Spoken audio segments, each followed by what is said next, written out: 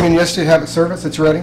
Okay, now we go out and go in and get dressed, and then our wife takes us over to Ford. Of course, we stop at the bank along the way, go to the post office, right? And it's lunchtime, so you gotta have lunch, yeah. Then you go pick up your car. Then you come back and you make 1 or 2 phone calls. Your manager calls you. Say, "What you doing?" You say, "Man, I make phone calls all day. I can't get an appointment. These leads suck." The truth is, we don't really treat our business with respect, right? When you have a salary job, what makes us show up at 8 o'clock? The boss. Well, how does the boss make you show up? The paycheck. Well, what would happen to the paycheck if you didn't show up? You wouldn't get it. So does the boss make you show up, or the importance of the paycheck? Importance of the paycheck. Now, here's what I find interesting. If you had a salary job, you work 8 to 5. Think back to a time when you had the salary job, you worked 8 to 5. And Monday, Tuesday, Wednesday, Thursday, and Friday, you don't show up and you don't call. The next week, Monday, Tuesday, Wednesday, Thursday, and Friday, you don't show up and you don't call. On that third Monday, when you show up, more often than not, what do you think your boss's reaction is going to be? Adios, amigos. Who would agree with that? See you later, maybe? Yeah. So if you go more than 2 weeks without writing business in your own business, what should you do? See how the standards change? When we have a salaried position, we tend to treat that position with more respect because there's a structure there, right? And there's expectations. Then we get our license. I'm a highly trained licensed professional. But do we sit down and treat our business with respect? The spouse comes in and says the sink's overflowing, the toilet doesn't work, the washer's broke, my car's not working, and what do? Right, we go fix it. On a salary job, would you do that? No, you wouldn't do that. So one of the keys to time management is recognizing, and you know, we've all had it, I think. Have you ever had a job or work situation where you think in your mind, and it's just us, we won't send a notice out to the guy you used to work for, but you think, this guy's an idiot. I could do his job so much better. How come he doesn't do this? How come he doesn't? Have you ever had that kind of job before? Well, guess what? You're the idiot now. You're the boss. When you sit at your kitchen table, the board just met. If you don't like the way your business is running, guess who gets to change it? You do. You. Absolutely. Because the truth is, or at least my perception of the truth is, you guys are lucky in this room. You guys are lucky you have good managers. I know each of your managers, and you have good managers. But here's the challenge I would throw out there. What if your manager quits tomorrow, or 6 months from now, or a year from now? We already had that happen. And what happens to your business if the success of your business comes from what your manager does and not from what you do? See, the truth in our business, in my experience, the truth is the success of your business has nothing to do with your manager, doesn't have anything to do with your leads, and it doesn't have anything to do with underwriting. I mean, here's who I think, in my experience, has issues with underwriting. If I have 15, tell me, if you have 15 applications pending, okay, can you see that happening in your mind? You've written 15 pieces of business? Hopefully, yeah. Okay, and 2 of them don't get issued, but 13 get issued that you have to deliver. How important are the 2 that didn't get issued to you? Not very. Very important. Now, you've only got 2 applications pending. 2, Steve, and 1 doesn't get issued. What just happened to your business? 50%. Yeah, you lost 50% of your business, right? Those are the people who complained about underwriting. I'm not saying that because of what you said. Yeah, you are. Yeah, you are. Okay, well, then it works then. Now I can be more direct. Super. So does that make sense? So if you have 15 pending and 2 don't get issued, now what most people, the newbies that we call the neophytes, the new people in business, they'll focus on the 2 that didn't get issued, not the 13 that did get issued. So the reason I point this out is that when we go from a salary job to a commission job, it's important that we adjust the way we think and view things. In fact, when we get done with this, with everyone else, there's only a few more, we're going to take a break. And then when we come back, we're going to talk about that. We're going to talk about our perceptions, and we're going to talk about concepts. Because the first thing that's important to cover is exactly what Steve, right? Yeah. Exactly what Steve said, having a blueprint. And we put a blueprint in front of you. I put this blueprint in front of you. It's an agent business planning guide. And there's a reason why I created this for you. When I started with American Republic, not to be disrespectful to them, but as an agency manager in Knoxville, the first thing I said to the guy that hired me, the regional manager that hired me, is, can I have the policy and procedure manual? Okay, well, see, we don't have one. Okay, well, you have any flip charts, So like when I hire agents, I can train them? And he said, No. yeah, we don't have any of those. Okay. Huh, all right. Okay, well, do you have like any brochures? Do you have like any tracking material I can use for phone calls? And they said, No, they don't have yeah, it. no, we don't have any of those. All right, well, this is working well. I'm excited so far. So when I got asked to come up to the home office and run the training program, guess what are some of the first things I worked on? Those assignments. Exactly. So now that you're your own business owner, I felt like the first thing that we needed to work on was how do I get licensed? How do I build a business plan? So we're going to talk about that. We're going to talk about building a business plan, what the concept means of running your own business. And then from that, we're going to get into marketing, what the market is, what prospecting, and some specific techniques. So anyway, it's a long way around to address that, but I think we can help you with that. Let me go down here and, I did your instruction? Frank or Franklin? Frank. All right, Frank. Been with the company 1 month. Okay? Prior to that, I was in banking, about 35 years. Leaving because of change of management, new management. Suckers do that once in a while, don't they? That's right. You know, if a manager would just, it's kind of like people, you know, right? The people who agree with your opinion, you think, yeah, that's a pretty smart guy. People that don't agree with your opinion, you think, what? Don't like Yeah, that. he's an idiot, right? Yeah. Wouldn't it, if they just hired managers you like and would do things the way you want them to do them, right? That's right. So what one thing are you looking to get out of this? I think sales skills and confidence too. And I'm on the other side of the desk now, you might say. All right. Well, again, I appreciate you saying that. I think confidence is a huge piece of the puzzle. When we come back from a break, we're going to talk a lot about that. Mary, how long have you been with the American Republic? 3 weeks. All right. And what industry were you in before you came here? I sold pharmaceuticals Oh. and medical devices. To doctors' clinics or to doctors or? Pharmaceuticals to clinics and hospitals, and then durable medical to nursing homes, hospitals, doctors. Okay, all right. So you're used to working with gatekeepers, Correct. right? Yeah. Getting through those gatekeepers, Yep. doing the 5-minute presentation. 30 seconds. 30 seconds, that's about what they give you, right? Yeah. And closing up front, right? Right. Because it's the office manager who's important, not the doctor, right? That's correct. If the office manager doesn't say, hey, you should buy these from her, the doctor's probably not going to say what? Yeah, he doesn't care. Yeah, he doesn't care about it. Yeah, good. What's the one thing you're looking to get out of this? I'm with Steve as far as the blueprint strategy. It's Okay. my first time being self-employed, so some form of business plan would be good. Good. Well, I think we'll be able to help with that. You know what's ironic? I was talking to someone yesterday, and they were talking about how to get a promotion at their job, and that they felt like there was a lack of opportunity. And here's what my input to that was. The truth is your employer doesn't create a promotion for you. The value you bring to the table creates the position.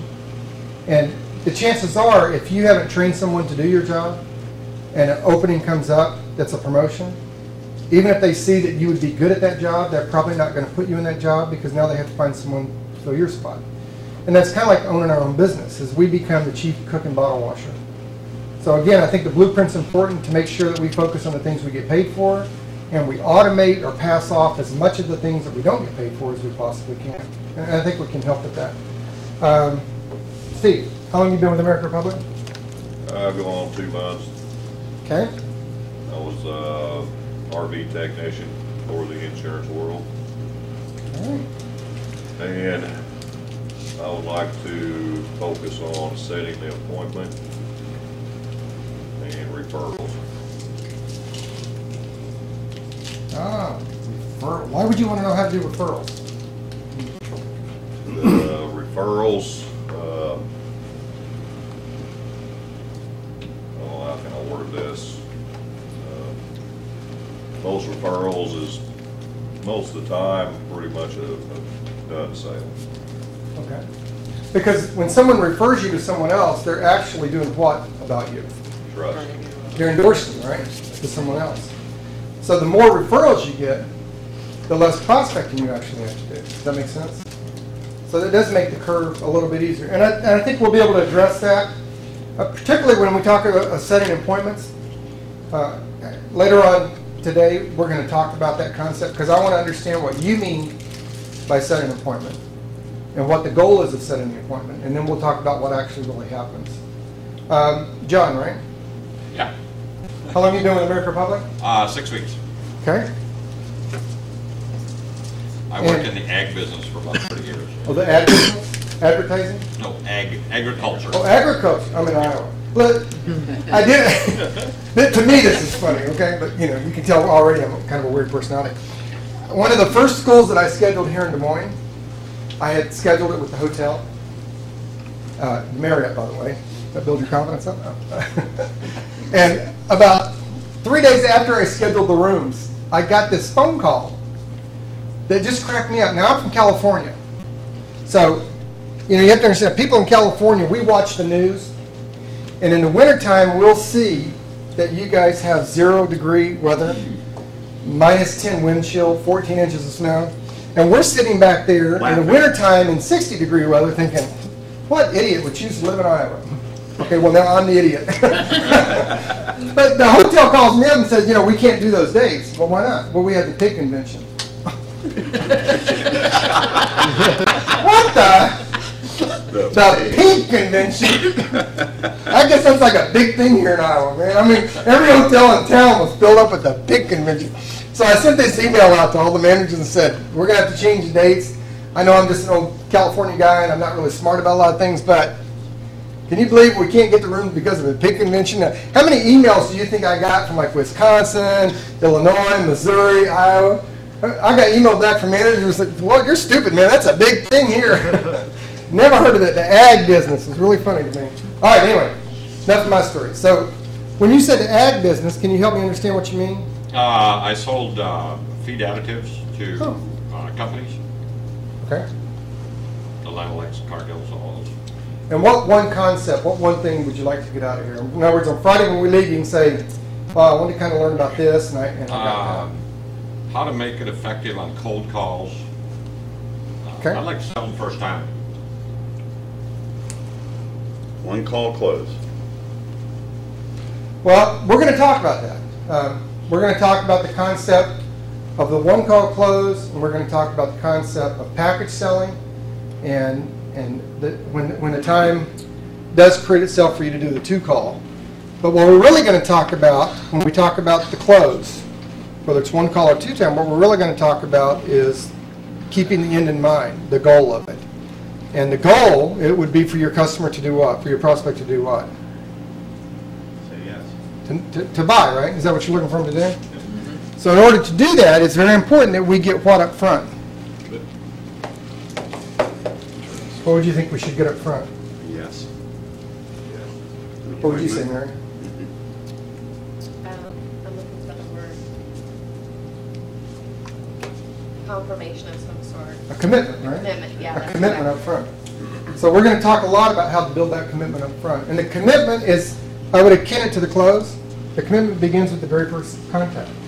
Let's do this. You can kill it now. I've got core tips. That's because I forgot. Yeah.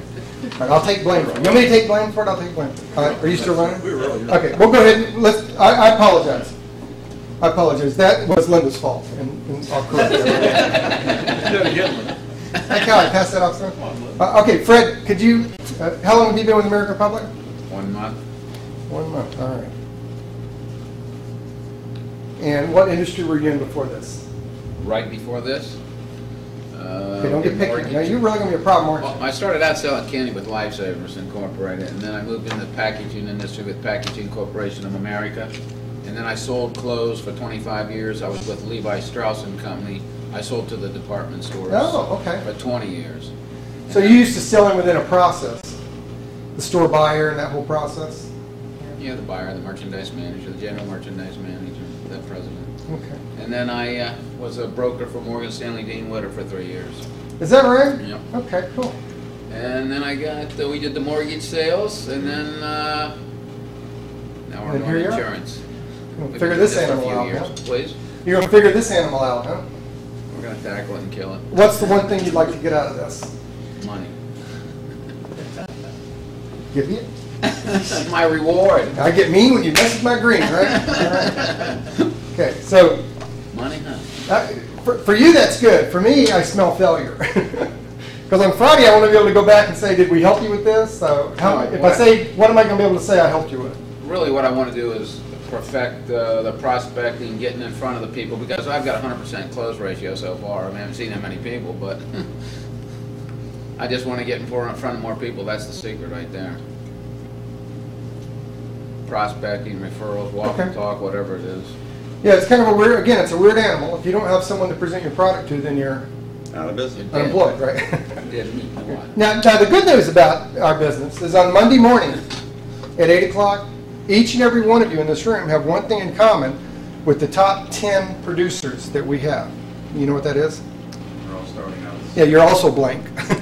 Everybody's blank. Okay, now I told you, I was going to ask you when we got done doing this process, look at this, what we wrote up here, and what industry should I have been in?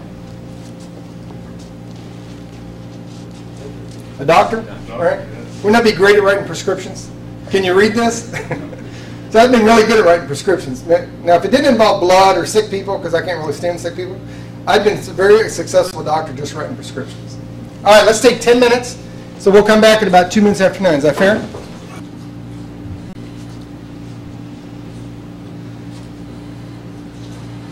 So, here's why do you think? Why do you guys think I asked these things? Why do you think I asked for that information when we first start off? What would you say, David?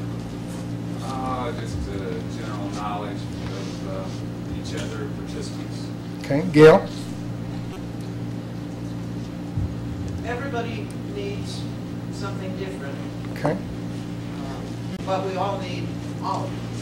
Well, Linda, one of the reasons why I asked this is, first of all, you're all hearing the information at the same time in your career. Whether you've been here 1 month or 5 months, you're all hearing the information at the same time in your career. So really, the truth is, you guys are a team. I mean, nobody's going to understand how you feel about the information and the results you're going to get from implementing the information, as well as those of you in this room. So the best person to help support you as you go forward is each other. I mean, you know, usually what happens is that you get an office, and not every office, but I've been in offices, like with Mass Mutual, for example, where there's a guy that starts up, and you know, he's always the guy when he starts, everybody thinks this guy's going to be the success, right? He's 6'1", 183 pounds, washboard stomach, well-dressed, well-spoken. Everybody thinks, you know, Bob's going to make it, man. I mean, he's going to be the star. And then what happens is after about 90 days, you walk into the office and people go, where's Bob? And where's he at? Yeah, he's gone. He's not there anymore. The guy who made it is that guy that's 5'2", 280 pounds, and he walks in with 3 apps in his hands, and he says, hey, can you help me fill these out? I don't know if I did them right. And everybody looks at him and thinks, what do they think? Yeah, how the heck did this guy make it? So the truth is, I wish when you guys walked in the room, I could have a picture of a successful agent up here for you. But I don't have a clue what they look like. Don't have a clue. Because they all come from different backgrounds. When I do manager training, I'll do this exact same thing with managers. And then a little bit later, we'll talk about recruiting. And I'll have managers that will say, well, you know, I want to select quality applicants. And I'll say, okay, well, for example, a window washer. Would you hire a window washer? Yeah, I really can't see them making it. Huh. And so would you hire somebody that's, for example, sold boats? A boat salesman. How about somebody that was an RV mechanic? How about somebody that was just a gardener? Nah, I really can't see a gardener make it. Well, see, you wouldn't hire Eric Lindgren, who's one of our top managers in Des Moines, and makes about $300,000 a year. You'd miss getting the override on him. Does that make sense? I don't know what a successful agent looks like. The good news for you is the commonality is that we all have the same issues. And most of these issues stem from having the confidence to implement a skill set, right? Or either improving the skill set we bring to the table or developing a new skill set. So we all bring these things to the table. The real challenge, for example, we talk about making appointments. Those of you who have had a salary job, have you had more than 2 or 3 jobs in your lifetime? Where's your hand? Okay. When you got, Dave, can I pick on you? Sure. When you got those 2 or 3 jobs, how did you come across, say, the second job you ever got? How did you come across that? Mostly newspaper ads. Okay, so you saw an ad in the paper, and what did you do with the ad? Sent Okay, and then what happened? Followed up with phone call. So you called them, and then after the phone call, what did they do? Said just hold your horses. We'll get to the hiring process. Okay. Did you end up having an interview with them? Yeah. And what happened during the interview? Did they make you a job offer? No, not during the initial interview. Okay, then what happened? How did you get the job offer? Again, more follow-up. So you followed up more? Yes. Okay. And then eventually they did what? Hire. I'm not sure, but I think I just heard the sales process, didn't I? Yep. Prospecting is you called an ad in the paper. You sent a resume first, right? Which in our business would be called direct mail, right? Then you followed up on the direct mail and you got invited in for an interview. And during the interview, would that be considered a sales process? Sure. You think they bought you during the interview? Yes. And then you followed up on that, and then they ended up doing what? Saying yes. Yeah, oh, give it up, dude. Isn't that the sales process? So you guys already bring skills to the table. All I want to do is find the skill that you're most comfortable with and help you enhance that. Does that make sense? So I got a little video clip here I want to start off our presentation with today. Does anybody have any questions or comments about what we've talked about so far? Okay. If tomorrow. Let's give a hand for living in the greatest country in the world, huh? There's a reason why I play this clip, is it ties into what a couple of you guys have actually talked about, and that is the sales profession. Would you be nice enough to read that for me? As you begin your career as a sales professional and a self-employed business owner, you are in the position to experience the advantages that come from virtually unlimited financial opportunity. And what in your mind, what does a virtually unlimited financial opportunity mean? Endless money. Endless money. It's kind of like that freedom on that clip. That's why I play that clip. It really talks about being able to live in freedom. And endless money, when you say unlimited financial opportunity, who started here? Well, most everybody started about a month ago, right? Who can I pick on? Can I pick on you, Fred? Sure. No. Since we forgot you, but Rick forgot you. I would have remembered, but he took too long to remind me. When you contracted recently, right? Yes. About how much did it cost you? Well, let me ask you this question. Who in the room has owned their own business before? You did. Okay, well, we'll stick with I Fred. still have it. I'm a disc jockey. You're a disc jockey? Yeah. Huh. That's good stuff. How come that doesn't surprise me? I don't know. Got that personality going on. Who else had a business? Can I pick on you? What kind of business did you have? I did snowplow and salt spreading Okay, and did you do that out of your home or out of a storefront or out of my home. out of your home? Do you mind if I ask you a few questions about that? Sure. About how much did it take you to did you have to buy your own equipment or Yeah. about how much, were we, one truck, two trucks? One truck. Okay, about how much are we talking about? Like 10,000. 10,000? Okay. And that was just the cost of the truck? Did you have to have insurance for that? I was supposed to. That means no, right? Yeah. You see, I'm married, how I read between the lines. I have the last word in every argument with my wife. It's called yes, dear. So what other costs were associated with? Did you have anybody work for you? No. Okay, so did you make money doing this? Yeah. Okay, about how much money are we talking about over a year? Well, it's seasonal, so about like 5,000 to 6,000 a season. Okay, and what expenses did you have associated with this? Fuel. Fuel, which is about how much a year? Gosh, I don't know. Just round figures. I don't know. I know you don't know. Probably like 1,000, 1,500. $1,500. Okay. 11,500 round figures to get your business going. Bill, you said you had a business. What kind of business? Well, I mean, I've been in the insurance business, I've been in the healthcare business. Okay. Well, when you say you have your own business, did you run out of a store shop or? No. Did you? Yes, What'd you have? trucks. Trucks. Okay. And did you Trucking have company, Did you have an office or? Yeah, we run an office out of Okay. our home, but to buy the trucks, you're talking about $100,000 each. At one point, we have 5 trucks. So when you That's first the started, let's say the truck first trailer. year that you did that. Had 1 truck. Okay. And then did you have? Back then. And do you have any employees? Yeah, at one time we had 5. Okay. And just round figures about how much a year do you spend on employees? Employees, I couldn't afford to get insurance and all that kind of stuff, but they probably made around $1,200 a week. So that was 50-some thousand per employee. All right. Well, here's kind of, let me tell you the reason I'm asking this concept. So in other words, you spent somewhere in the neighborhood of about $150,000 for your business. Round figures? Yeah. Okay.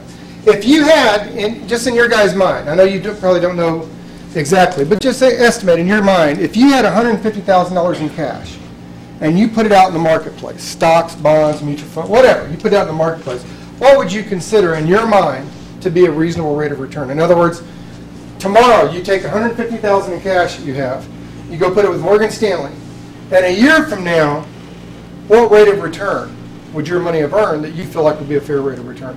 What would you say, Gail? 10%. 10%? Okay. Mary? 12%?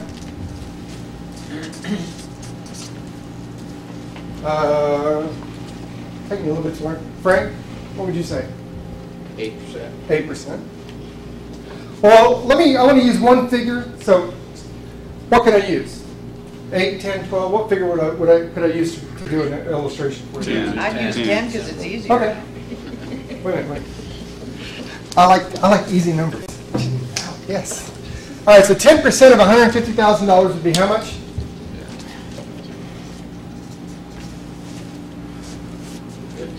Pretend I'm 53 and I can't hear well. Speak loud. How much? $15,000. So, let me just make sure I understand this correctly. If you had $150,000 in cash to put out in the marketplace, and at the end of the year, if you received 10% return, in other words, if you made $15,000, you would feel like you got a fair rate of return. Everybody agree with that? Okay. And you contracted recently? Yeah. How much did it cost you to contract in your state? What was it? I think like $250. Okay, so you paid $250 online. Was there any other cost getting licensed or? Take the test is $106. Okay. Any other cost? Is that it? 300? How much is that? $356. And then the insurance, like the liability insurance. Okay. And how much is that? I think that's 60. 60 a month. A month. So how much is that a year? 720. 720. All right. And so how much would that be? 1,076. 1,076. I know each state may be a little bit different, but is that kind of generally what you guys could come on board with us? Right. So let me just make sure I understand this correctly. If I use your guys' numbers, and you guys said that if you 10% return, so if you had $1,076 and you put it with Morgan Stanley today, a year from today, if you earn 10%, which is how much? 107. So if you earned $107 at the end of your first year in the insurance industry, you feel like you got a good rate of return, right? Right? Is that true, David? You'd feel like that? You should quit today, immediately. In fact, you can walk your material off at the home office because you're going to quit anyway if all you want to make is $100. Is that reasonable to you guys? Why not? I'm a little bit confused. You said, which by the way is a closing technique, you might want to start writing some of these down. You said, didn't you? You said a reasonable rate of return is 10%. Didn't you earn a reasonable rate of return? Well, yeah, but we're not doing anything with that 150,000. Ah, okay. So then what kind of investment is this? Long term. Okay. Stocks. So this is not a long-term investment? It is, but that's stuff that we actually have to do with the other. So this would this be called a passive investment? Yeah. In other words, what did you have to do? You take that $150,000, give it to Morgan Stanley. Over the next year, what do you have to do in order to earn your 10% rate of return? Yeah. Nothing, right? So that's a passive investment. You've already got the cash, you put it in the marketplace, and you sit back and wait for the return. Everybody agree with that? So what kind of investment is this? Yeah, this is an active. And who has to be active? You do. Yeah, see, here's the truth. It's not your manager. The manager doesn't have to change. The leads don't have to change, and underwriting doesn't have to change. You have to do something. Like when we're doing forecasting, I can sit down and I can draw out the different offices we have, and I can write down the production that has come from those offices in the last 3 months. And what will that tell me about the next 3 months? How we'll do. Approximately what will happen. Yeah, where my production is going to come from. Because the truth is, if nothing changes in that office, in other words, if the way that office is run, if the sales that take place, if the prospecting, presentation and closes that take place in that office don't change, if they do exactly the same thing in the next 3 months they did in the last 3 months, how much production will I have? The same production, right? So if I want more production, then what has to change? Activity. Yeah, either the activity, there's something in that office, or if I want more production and nothing's going to change in that office, then what has to happen? Yeah, more agents. Give it up. Look, we got a management potential here. Yeah, then I have to do something, right? Does that make sense? So if I want something to change with my investment in my business, then who has to make the change? Does that make sense to everybody? And then again, I want to just make sure everybody knows this is a straight commission job. Everybody knows that, right? You're running your own business. So what are some of the advantages that come from being a sales professional? So really, if we go back to the previous slide, there is a virtual unlimited financial opportunity, but who's it dependent on? Myself. Right. It's not dependent on the manager, the leads, the underwriting. You know, American Public Insurance Company has 714 people work out of the home office. In my experience, I don't know if it's your experience, but in my experience, any company I work for, there's usually, most companies have at least one person that's probably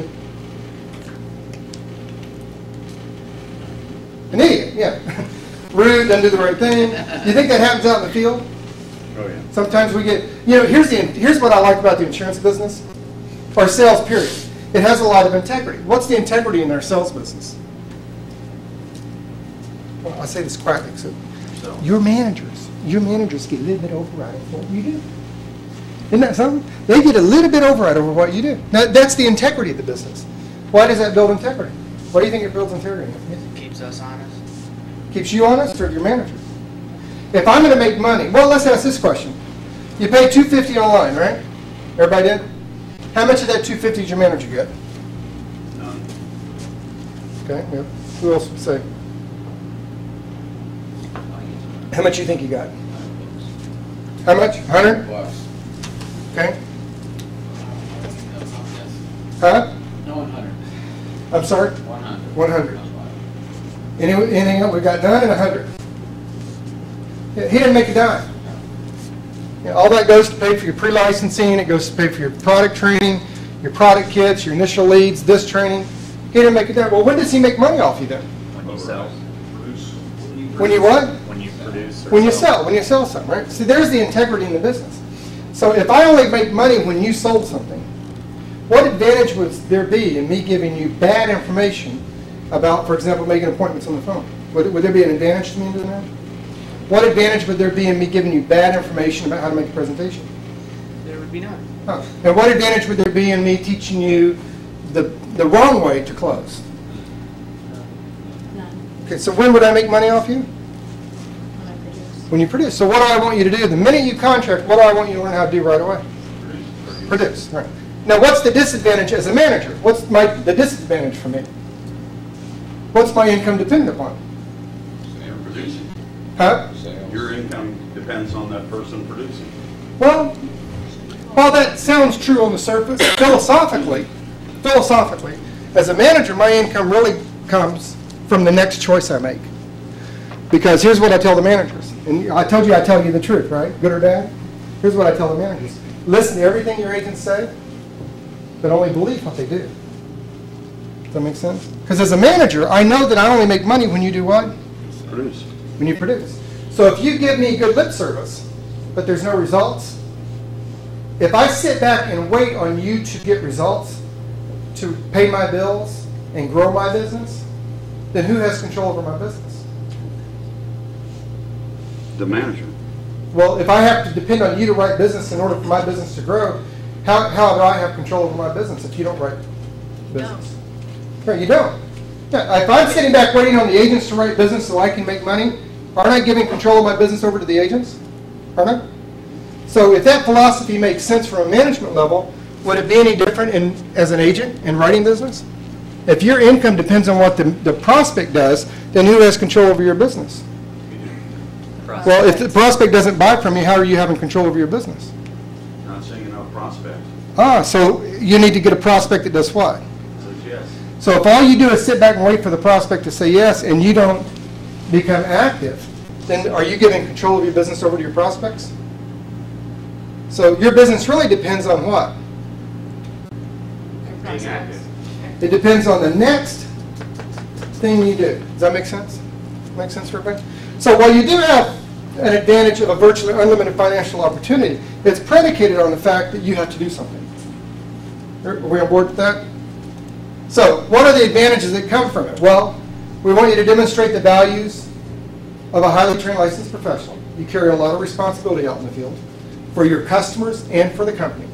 We want you to demonstrate the standards of the insurance business.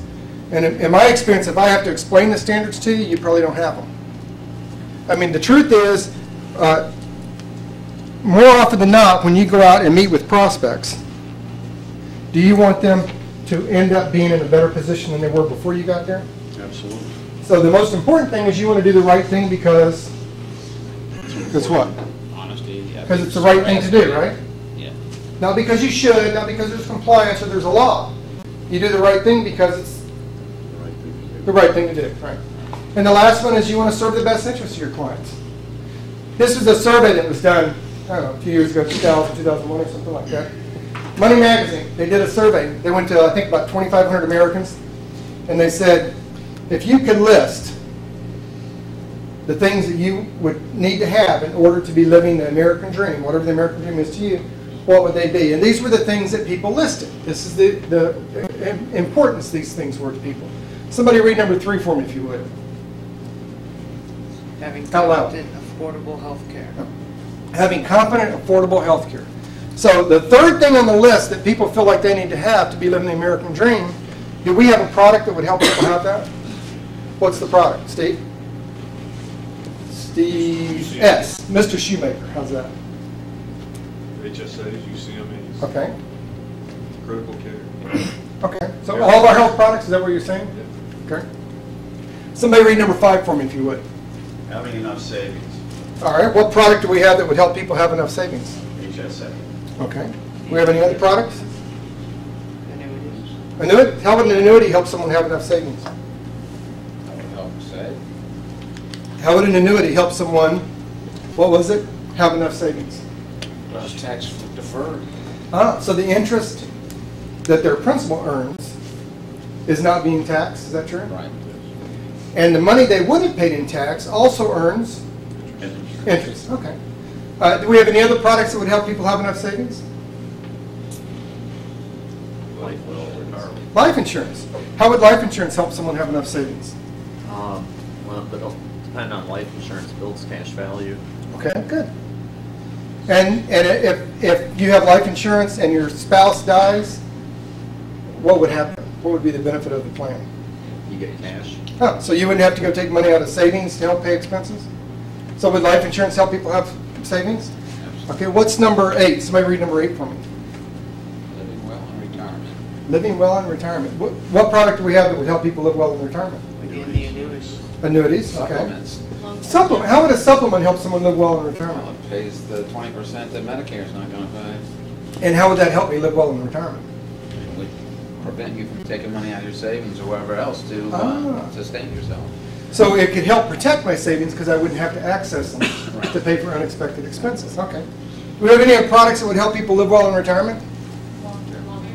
Who said that? Speak up. We don't bite. We might nibble a little bit, but we don't bite.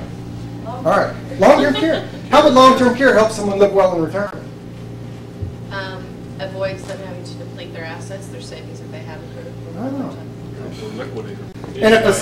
And if a spouse needed to have the services of long-term care, either in a skilled facility, assisted living, or someone coming in the house, would that free up the other spouse to provide more care for them? Yeah. Okay. Do we have any other products that would help people live well? I'm sorry? Care Assist. Care Assist. How would a Care Assist help?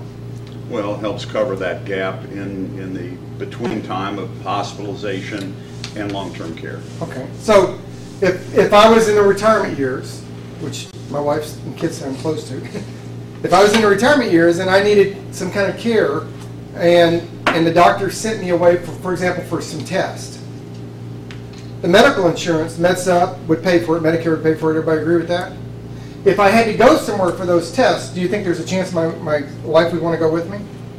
So could I use the income from the Care Assist to pay the hotel bill, some of the expenses, see how that works? Okay, what about being debt-free? Do we have any products that would help people be debt-free? Life insurance. Say that a little bit louder. Life insurance. How would life insurance help someone be debt-free? It's instant estate. Instant Instant cash. Okay. Any other products that would help someone be debt-free? The critical illness. Here, let me give you critical illness. Check it out. What happens if I have a life insurance policy and I get a critical illness, but I don't die? But I'm a small business owner and I can't go back and do my work. You know, could a $25,000 check or $50,000 check on my critical illness plan help me continue paying the bills at work? Pays the deductible on your health insurance, and then it gives you cash to pay your bills while you're recuperating. So while I have a life insurance policy for my house, sometimes the issue isn't that I died, but that I lived, yeah. And the critical illness could help me live a little more comfortably without having to dip into debt. Okay.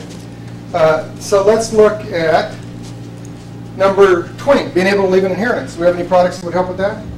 Insurance, life insurance. Life insurance. How would life insurance help me leave an inheritance? Pay the estate taxes and things of that nature. Okay. What other? Do we have any other products that would help leave an inheritance? An annuity. How would an annuity help do that? Well, you can designate the annuity to pay someone amount of money once you die. Okay, so they could pay a life income, 10 years certain in life thereafter, could pay cash out. You could do generation skipping with the annuity, right? What other products do we have? Well, how about an HSA, for example, or UCME be able to help someone leave an inheritance? Well, is that right? Yeah. HSA, when you put the money into the HSA account, it's a tax write-off. Right. And then it builds until you're 65. Okay. It's your money, and it goes to the if you die, it goes to your spouse or whoever you have designated. Absolutely, absolutely, I agree 100%. So how else would an HSA or UCME be able to help you leave an inheritance? Pays your medical. Because you're always Pay your medical bills. So if the policy does what it's supposed to do, which is pay the medical bills, does that mean if I died that my spouse would not have to access our assets to pay off bills? Mm-hmm. Oh, okay. And what about retiring early? What products do we have that would help someone retire early? annuity. Annuity? How would an annuity help me retire early? Well, if you put the money into it, it can build a steady income at a certain point in time. What other products do we have that help someone retire early? All of them. That's a safe answer, man. Give me a product. Pretend I'm stupid like my wife does and give me a product. Chuckle, chuckle.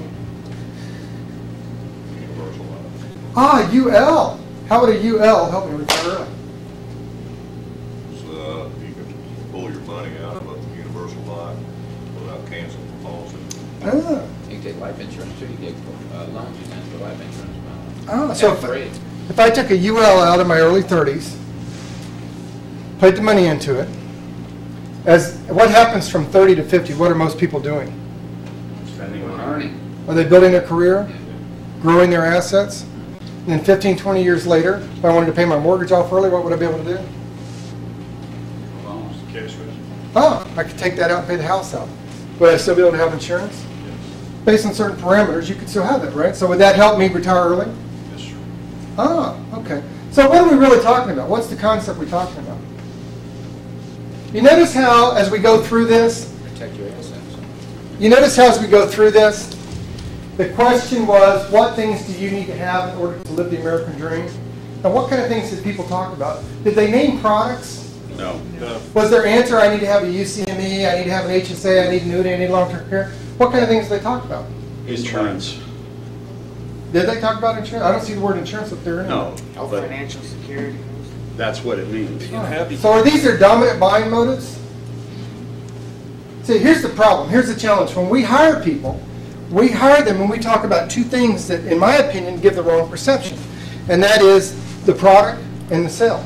And most people, when they come to work at American Public, they talk about learning what? I need to know the product, man. I need to study the product, right? I need to understand all the features and benefits before I can talk about people. But the truth is, people are more interested in what? The peace of mind. They're interested in what the product does, not the product. Does that make sense? So really, the product and making a sale have nothing to do with you starting your own business. In more cases than not, more often than not, I think what happens is once you become licensed, you tend to lose your ability to communicate as a human being. And we tend to talk at people, not with people. That's for who had the issue about questions before when we talked about questions? Was that you?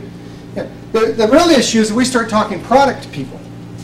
We don't really talk to people to find out what their underlying issues are. Nothing on these two charts here talk about a product, do they? So if we spend more of our time, in fact, the sales process is really about talking.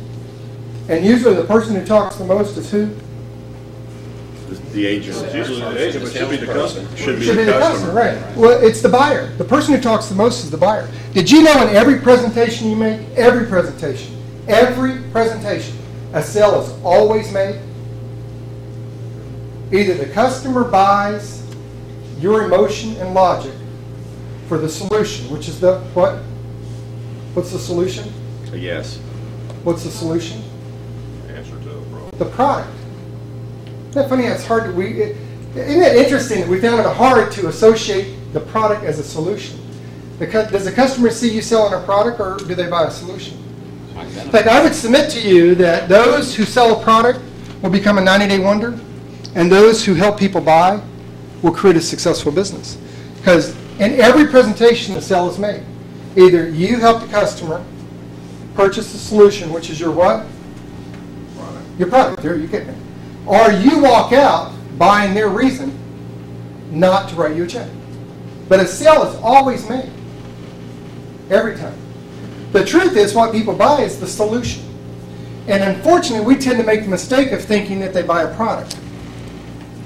And in order to learn to view things, to view our business a little bit differently, in order to go from a salaried mentality to a straight commission, which is another way of saying a self-employed individual, we have to kind of change the way we think. So here's an exercise. Everybody get your pen and paper out. And we're going to kind of go through this exercise here. And the way this works is you actually have to put your pen to paper and move the pen for this to work. But what I want you to do is, in the following line of letters, cross out 6 letters so that the remaining letters, without altering their sequence, will spell a familiar English word. So just take a minute. I'll give you just a minute to see if you can come up with this. In the following line of letters, cross out 6 letters so that the remaining letters, without altering their sequence, will spell a familiar English word.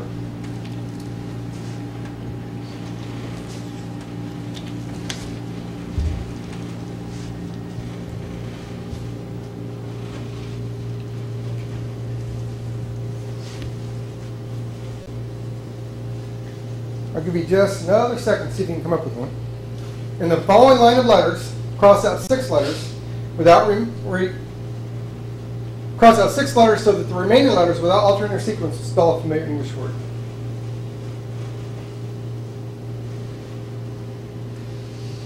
Well, let me help you with it, okay? Everybody watch the screen. You ready? What is it? 6 letters. About 6 letters. Huh. Now, what were the instructions again? Somebody read the instructions for me? Out loud. A little bit louder. In the following line of letters, cross out 6 letters. Cross out what? Cross out 6 letters. Ah, and what do we end up with? Cross out 6 letters. 6 letters. Ah, isn't that funny how that works? In your book, in your workbooks, you will find the lesson plans. The first session of lessons is the very front, prospecting. You'll notice at the bottom of the book it says Lesson 1. As we go through each slide, it'll tell you what lesson and what page we're on. You're welcome to follow along or not. It's up to you. But yeah, the instructions were, in the following line of letters, cross out 6 letters so that the remaining letters, without altering their sequence, will spell a familiar English word. Is that a familiar English word, 6 letters? Mm-hmm. Now, in psychology, there's a theory that's called a horizontal line of thinking and a vertical line of thinking. This represents a vertical line of thinking. This usually represents someone, and you've probably been to a meeting with them before. You go to a meeting and the company introduces a new process or a new procedure or a new technique.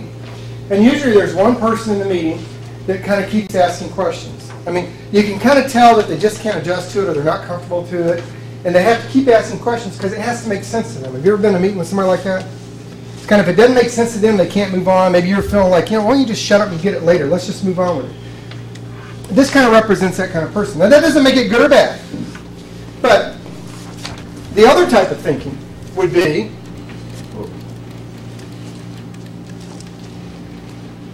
did a little bit too fast. What word is this?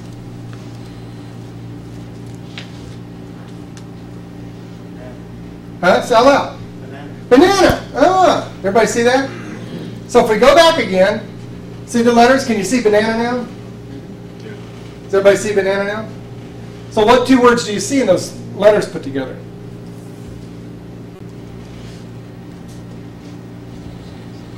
Do you see this? Can you see that word? This means yes. This means no. Does everybody see that? Yeah. And do you see this word here, banana? You see that? Yeah. See, what really has to happen is we kind of have to change the way we have to examine the way we think.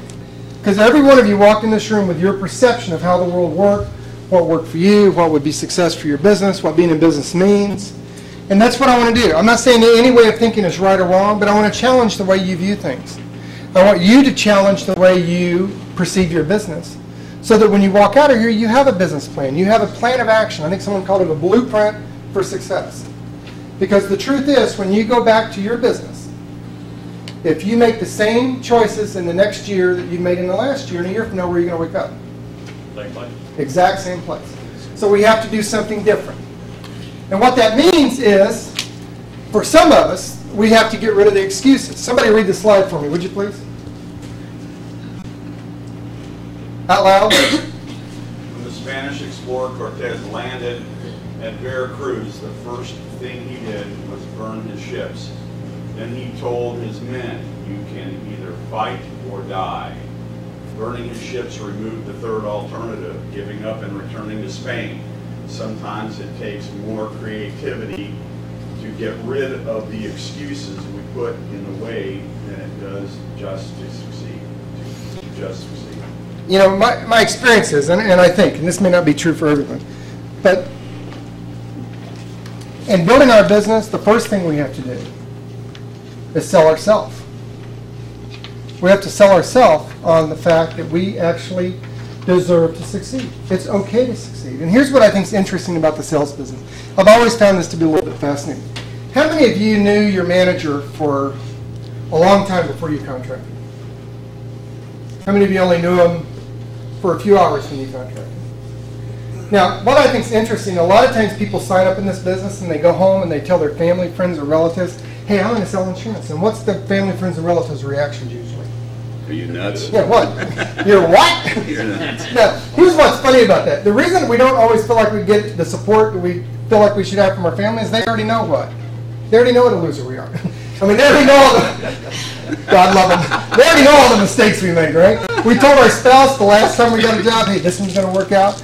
We told them when we got downsized, which is another way of saying what? Fired. Don't you love that word, downsized? Hey, we're downsizing you. In your mind, you're thinking, I think I just got fired. The truth is, they already know the mistakes. They know the times we made the promises and we didn't follow through. Guys, I think, I'll speak to guys on this, but women, I think that it translates. It's not that our wives don't believe us. It's not that our spouses don't believe us. I think the truth is they actually absolutely believe us.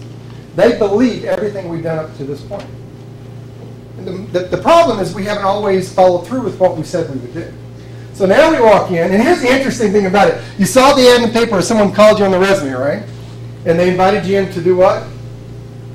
For an interview, right? So you tell your spouse, and you get the monkey suit on, tell your spouse you go limping out of the house. You tell your spouse, I'm going for what? Interview. Interview, all right. And then after the interview, you get the job, and you come back, and what do you tell your spouse? I got hired. I got hired, and it cost. It cost what? $250. And they look at you and say what? Are you nuts? You're an idiot. You're for job interview and paid money? What the heck's the matter with you? Hey, but you can trust me. See what good judgment I have? The truth is, our family, friends, and relatives, they already know the mistakes we already made. Now, here's a guy or a lady who's a stranger. They've never met you before. All they have are letters from an alphabet strung together on a resume that is interpreted to have a meaning. They meet with you for a short period of time, and what do they say to you? What did they say to you to get you to sign up? You can make it. You can do it. Get up. You can do it, right? You can do it. Somebody who doesn't know your history, well, they know the garbage we put together on the resume. You know, look good and smell good, right? But they look at you, and you know why? In my opinion,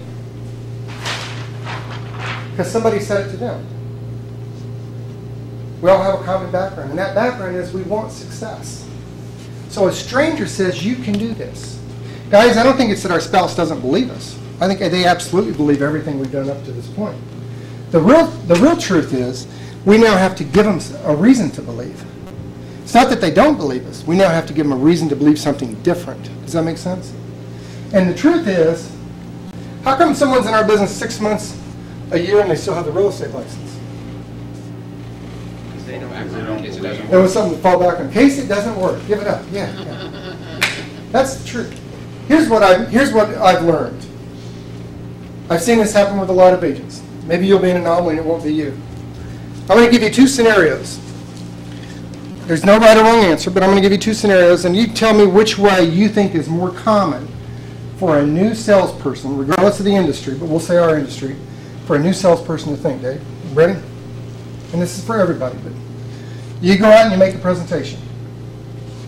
However many phone calls, however many doors you knock, whatever you had to do to get in front of that person, you make a presentation. And when you get done making that presentation, Dave, you nailed that sucker. I mean, you did the best presentation you've ever done. You figured out their dominant buying motive. You presented a solution, which is your what? Product. And they see value in it. And they know that you did a great job. You ever been out on a call like that? I mean, you know you did a great job. They know you did a great job. You know the product's the perfect one for them. They know the product's what? Well, you do. Perfect for them, right? But you just can't get the signature, right? Just can't get the check. You ever had that situation happen? Just can't get that check. You go back to your car. You get in your car. And you think to yourself, I wonder if American Republic pays its claims. You think to yourself, I wonder if American Republic's a financially sound company. Or do you get back in your car and you think, can I do this? Will this work for me? Will I make any money doing this? Which way do you think? First way or the second way? See, I think most new people think the second one. I think most people think, gee, I wonder if I can do this. I don't think most people get back in their car and think, I wonder if my brother pays their claim. I think most people think about themselves, not other people. You guys think, am I going to make any money doing this? Why do we think that? See, here's what I would encourage you to do. On Friday, I'm going to go back and I'm going to ask you if we helped you with these things. I would encourage you to make a final decision. I would ask you that at the end of the week, when you get done with your interaction here, that you go back home and you spend the weekend and make a final decision. And here's the final decision that I would encourage you to think about. Remember, I'm talking about your business, not mine. My business is doing just fine. I'm talking about making a final decision for your business. This is the industry, this is the company, and these are the products that I will succeed with. Because my experience is until you make that final decision that this is the industry, this is the company, and these are the products that I will succeed with, we're always going to think we have that real estate license back here to fall back on. And consequently, we're thinking about self-doubt. Can I do this? Will I make it? Will I make any money doing this? We're not thinking about what can I do different on The close. on my next call, right? Because we're wondering whether we're going to make it. But once you make a final decision, this is the company, this is the industry, and these are the products I will succeed with, you can put that in a box and set it aside. Now our ego can allow us to focus on what do I need to do different on the next call. Because we're not wondering if we're going to make it. We already decided we're going to what? We're going to make it. See how that works? So the reason someone keeps a real estate license or welding license, the reason they keep that is they haven't really made a commitment to do this. And what is a commitment? A commitment is what you do long after the feeling you had at the time you made the commitment. Does that make sense? Isn't that what you want from your prospects? Don't you want a commitment from them? How would you know someone made a commitment? Ask them. Ooh, say that louder. Ask them. Ask them, yeah. Ask them. That's actually part of the closing process, which occurs when? When's the close occur? In the beginning. In the very beginning. Are you at the beginning of your career with American Republic? That's what we're asking you to do. Not for us. Listen, American Republic's $700 million. We'll probably be $1 billion at the end of this year or next year. If Lloyd Lofton quit today, you think they're still going to hit $1 billion? Yeah. Yeah. Me being here is not going to affect that one way or the other. The truth is, if you quit tomorrow, we're still going to go forward, make $1 billion. The decision, that final decision, is for us. We have to get rid of our excuses. Hold that up.